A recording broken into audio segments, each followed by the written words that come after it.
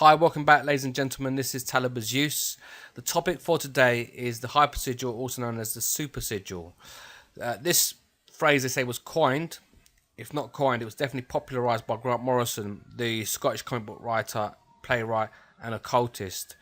And he's highly regarded as one of the most original and inventive writers to work in the comic book industry, and recognised as one of the best-selling comic book writers in the last 20 years. So Grant Morrison, he wrote Batman Rest in Peace, Batman and Robin, All-Star Superman, We Free, Super Gods, and he wrote a piece for Book of Lies, the Disinformation Guide to Magic and the Occult, well worth a read. And then there was Disinformation Interviews, Uncut and Uncensored by Richard Metzger, in which Grant Morrison was interviewed, and he talks more about the Hypersigil method. So if you want to look more into it, I would recommend you read that. I'm going to give you some guidelines though in this video anyway. So, Grant Morrison, the author of The Invisibles, an epic comic book series designed as a hypersigil, inspired by a UFO abduction stroke mystical experience Morrison had in Kathmandu. He's been very vocal about his practice of chaos magic, and at DisinfoCon 2000 in New York, he gave a talk that is said to have launched 1,000 sigils. That talk is well worth listening to, and I will put the link to that at the end of this video so you can go ahead and listen as well. And he talks about his comic book series, the Hypersigils, that expanded 6 years, and how he started to affect reality through his comic books, and how the things that he wrote about in his comic books, the stories, came to pass in his own life. And he played King Mob. So in the middle, the bottom magazine that you're looking at, that character there is King Mob. That's who Morrison modelled himself off of. So the Hypersigil can take the form of a poem, story, song, dance, or any other extended artistic activity you may wish to try. This is newly developed technology, so the parameters remain to be explored. So remember that. This is newly developed technology, so the parameters remain to be explored. So there's much information about this, but a lot of it is different people's interpretations as well. Now, it's important to become utterly absorbed in the Hypersigil as it unfolds. It does require a high degree of absorption and concentration, like most works of art. It can lead to obsession. But, as it says here, so what? You can always banish at the end. The Hypersigil is a dynamic miniature model of the magician's universe, a hologram, microcosm, or voodoo doll, which can be manipulated in real time to produce changes in the macrocosmic environment of real life. So, charging. When you charge a sigil, it's charged by the individual. You charge that yourself. A hypersigil is charged by the collective. A sigil itself can be charged by the collective. And I may do a series on this where we charge a sigil together, maybe as a live event. And we do that for a specific topic that we all collectively agree that we want. Though I'd need your input on that, and the majority would rule. So if everybody wants, say, for example, I don't know, £10,000, we could do a sigil for that and then charge it all together. But the principle of a hypersigil is that it's charged by a collective, in other words, an audience. So ideally you want to have an audience when you put together a hypersigil, which is a bit more work, you see. Grant Morrison has an audience because he's a famous comic book writer and playwright. What you can do is, in order to use an audience, a collective consciousness, you can utilize such things as Facebook or a blog or something where people start following you, but you do need that audience, so you need to market it. Now, what I want to do here is talk a bit about predictive programming. Predictive programming is a subtle form of psychological conditioning provided by the media to acquaint the public with planned societal changes to be implemented by the powers that be. So, the Family Guy, Simpsons, Back to the Future, they all predicted or prophesized the 7/7 bombings in London, 9/11 Twin Towers, the Bruce Jenner transformation from male to female, the Boston Marathon, which many people say that these things aren't real events.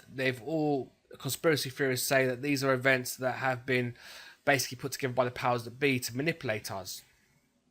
And there's much evidence that suggests that also. But my question is this: did they use predictive programming to implant these things into us?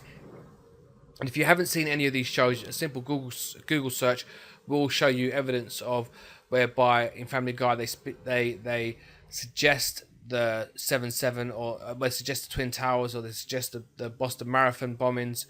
and so forth. So you can see much evidence to predict these things and put them out into collective consciousness by using these programs. But at the same time, are they using the form of a hypersigil also? Because they do have a collective consciousness at work. I will be doing a video on predictive programming. As I've looked more deeply into this, it's quite a deep subject. There's many movies out there that do have a suggestion of things to come. And the way predictive programming works is by putting that into the collective consciousness. Once it comes to pass, we more or less accept it because we've almost been desensitized to it to a certain degree. Anyway, pressing on. Hip-hop artists. Most people know who Tupac and Biggie are. Probably the most famous hip-hop artists out there. Both of them died through being murdered. And both of them prophesized their own deaths in their music. They spoke about being murdered, especially Tupac. And it's quite interesting that these guys more or less predicted their futures in that way. Especially Tupac in some of his lyrics. And then yet it came to pass. At the same time, they still spoke about having lavish lifestyles and had those come to pass. And hip-hop is said to be one of the primal forms of magic out there, where a lot of hip-hop artists, they live at home with their parents and they talk about these things that they say they have yet they don't have. So they talk about the lavish lifestyle, they talk about the money, the cars, the big houses and mansions, the women, the jewelry, the fine clothes, etc. And then all this comes to pass in their life. Yet at the time before they had nothing. A lot of them lived at home with their mum or their parents and so forth, just trying to get by. But through their music, they predicted this. Because words, along with music, sounds, vibrations, carry a lot of power also into the universe.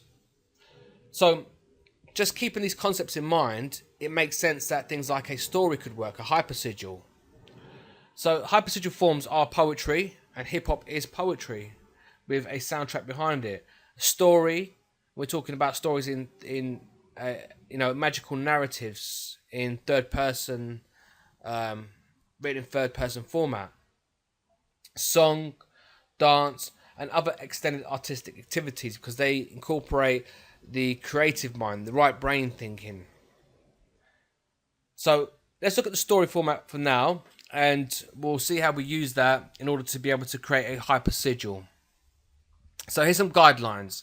And so what I'm going to give you is guidelines because it's all you really need. Everybody can write a story. This was once known as, or in older writings of the hypersigil, it's known as magical narrative. So first of all, you create an alter ego, a persona of yourself in its most glamorous form, if you like. You write an autobiography for that alter ego. You add characters to your story using people that you know, and you create them as alter egos also. Don't use their real names, but you can use something that resembles them. Make your story part fiction, part reality. Just as the real world is part fiction, part reality, so you incorporate the two until the two start to blend together and become one. Begin to incorporate the characteristics of your alter ego into your own life. So you do what they do, go where they go, wear what they wear, adapt their style. You see, when you start to go where your character goes, you start to meet type of people that your character meets also. When opportunity presents itself, go for it. So for example, if you're writing in that your character meets these beautiful women, well, when you meet these beautiful women, also speak to them also. If your character is having business opportunities presented to them, when you have them presented to you, also go for it just like your character would. So it's almost like you're creating a magical alter ego that goes through these transitions. Then what you're doing is you're using a type of predictive programming within your own subconscious for your own character, your own self, to act in that particular way as the character has acted also. Practice free writing. This is simply where you sit down with pen and paper. You don't worry about things like grammar, pronunciation, spelling, etc. You just write. And it's a good way to inspire creativity as well if people have trouble writing. Include magic, mystery, and coincidence. And everybody knows that magic and coincidence is one and the same. So include these things in your story as well. And philosophical ideas also are great to include. These if you do this, this will happen type things. A magical journal is a hypersigil. So to write a whole story like Grant Morrison did, or a series like Grant Morrison did, is not going to be the easiest thing for most people. Most people want a straight, quick result. So start writing a magical journal every day. You write into that journal things in your life, and then you start blending fact and reality, truth and fiction, and so forth. Write an autobiographical story about yourself. A lot of people that have written hypersigils, they say they never intended to write a hypersigil. They were just trying to write an autobiographical story or keep a magical journal. So that's a good way to go also, because you'll learn a lot from doing that. So practice with this, play with this a bit. Because remember, the rules, because there's not a lot of research into this, the rules are yet to be defined. So have fun with this. And then market your story. So remember, the consciousness of your readership empower the hypersigil. So you need a readership. Facebook, keep a blog of some kind, social networking sites, forums and so forth, and get people interested in it. You want to get them engaged. Keep them entertained. Keep them coming back for more. Make full use of emotional states. So when it comes to stories, you want to use as much emotional states as you can. Like extreme anger, extreme, good feelings, for example, of excitement, extremities, roller coaster ride of emotions, that type of thing. And there's many instructions out there on how to write stories, on writing narratives and so forth, that you can look up. But like I say, it's a second skill that you're learning. It's a huge thing that you're going into. It requires a lot of your time. And when you start to live out your character in the weeks and the months, it becomes hard to distinguish between the two. But if there's a character that you want to be like, someone you want to be like, and they fit into your life really well, and they empower your life and make your life better, then there's nothing wrong with that also, is what I'd say. So I hope that's helped. Now there is something I want to leave you with. What I found for me, that I found the most powerful way for me personally, was to write my story. The video that I did in my video on step-by-step manifesting series, I'll put the link up here for you, where you write your own story. This particular method that I found it worked for me better than any other method that I've used, for a few reasons. Number one, it required enough energy, that I had to put enough energy into it, and therefore enough conscious creation into it. Number two, I found that I was able to keep up with it. So with the hypersigil, not everybody can keep up with that, because it's a lot of work that goes into it. You have to market it also. Anyone that's ever had to market a business online and doesn't know how to knows it's a lot to learn. So because you need to get the readership involved in that also.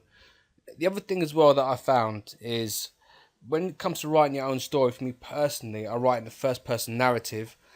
I found for me that's more powerful. So when I say and I speak that story, and I consistently speak to myself all the time, in day-to-day life, if I find there's something that contradicts my story that I say, I then automatically, because I put so much energy into my initial story, into speaking it as well as writing it, I then automatically revert back to that and I say, wait a minute, why am I using any negative terms here?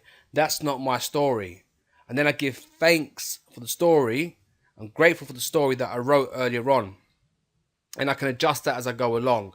That to me is my magical journal. So I say keep a magical journal. Write your own story. Every day, write a piece towards it. It's not going to take up too much of your time, but it requires enough energy as well that you give into it, because your mind starts to expand, you start to think more. But again, work with what works for you. If you've got any questions, any more questions on this, by all means ask.